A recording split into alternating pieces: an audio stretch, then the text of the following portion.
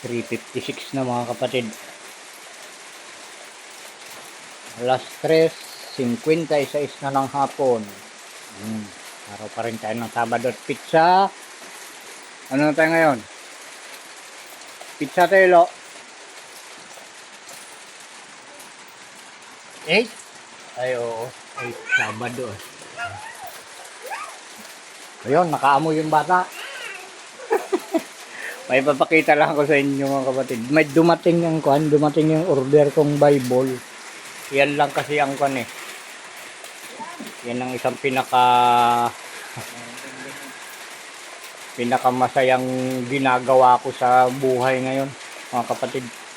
Yung magbasa ng Bible at magturo kung ano yung mga bilin ng ating Panginoon na si Isaw Ama.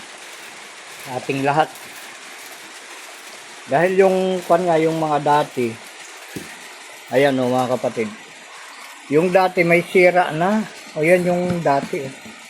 At yung kauna-unahan, talaga wala na yung mga pabalat na ganito, wala na. Ngayon, ito sisimula na ng masira, o tingnan nyo yung likod niya.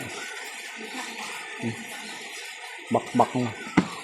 Ito naman, maliit, saka iba ang laman ito. Gawa raw ito nung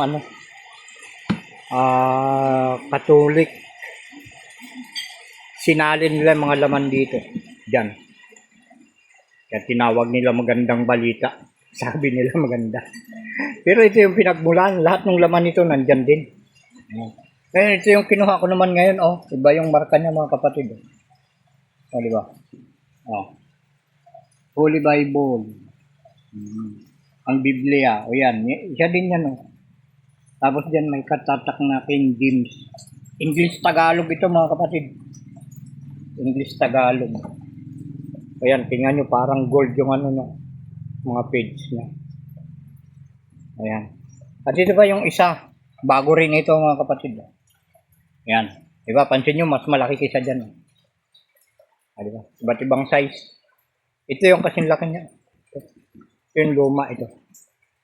O, di ba? Ayan. Ito yung ating guide. Yan yung guide natin sa pamumuhay sa araw-araw. Sana makuha nyo rin ito. Magawa nyo mga kapatid. Dahil ito yung natatanging pag-asa ng tao mga kapatid. O, yan. Totoo yan, hindi yan nagsisinungaling dahil naranasan ko.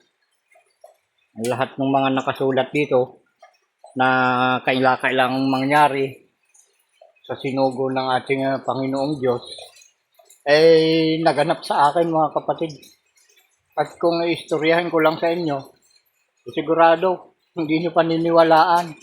At talagang ganyan ang mga sinugo ng ating Panginoong Diyos, hindi pinaniniwalaan sa simula pa lang mga kapatid. Kaya yan ang pinaghihinanakit sa atin ng ating Ama sa Langit. Lahat ng kanyang mga sinugo, pinapatay nga ng mga taga-sanglibutan, lahat ng sinugo niya.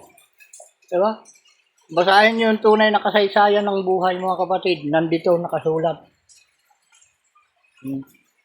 Lahat ng sinusugo ng ating Panginoon Diyos sa langit, pinapatay ng mga taga-sanglibutan. Pero ito, nag-iisa ngayon na huling sugo. Naku, sinasabi ko sa inyo, pag ito pinagplanuhan ninyo, madadali ang katapusan ng mundo, sinasabi sa inyo mga kapatid. Sa totoo lang. Kaya mag-isip-isip yung mga ngayon, yung mga makasanglibutan. Kung gusto nyong madamay sa mga matitira, maiiwan ng apoy. Yung mga mabubuhay na hindi masusunog. Maniwala kayo sinasabi ko. Hindi na uso ngayon ang kasinungalingan. Nabanggit ko nga sa inyo yung mga may pinag-aralan, na may mga katungkulan sa gobyerno na napakasinungaling at kurakot doon, kurakot dito. Diba? Mga itinago nilang mga kasinungalingan. O, anong nangyayari ngayon? Diba? Naglalabasan lahat. Lahat ng mga itinagong kalokohan, naglalabasan. Kaya sinasabi sa inyo mga kapatid, hindi na uso ang kasinungalingan ngayon. Kumapit tayo sa katotohanan at walang ibang totoo kundi ang utos ng ating Panginoon Diyos lamang mga kapatid. Doon tayo kumapit. Maniwala kayo sinasabi ko. Nasa sa inyo rin yan. Basta ang side ko lang, sabihin ko sa inyo kung ano yung dapat gawin. Dahil ako sinugo ng ating Ama na dapat ninyong pakinggan. Pakinggan nyo man o hindi. Sa side ko, labas na ako doon. Tapos yung obligasyon ko, basta importante, sabihin ko sa inyo, yun yung obligasyon ko. Pag hindi ko ito sinabi sa inyo, magkakaroon ako ng kasalanan sa ating Panginoon Diyos. Yun lang mga kapatid.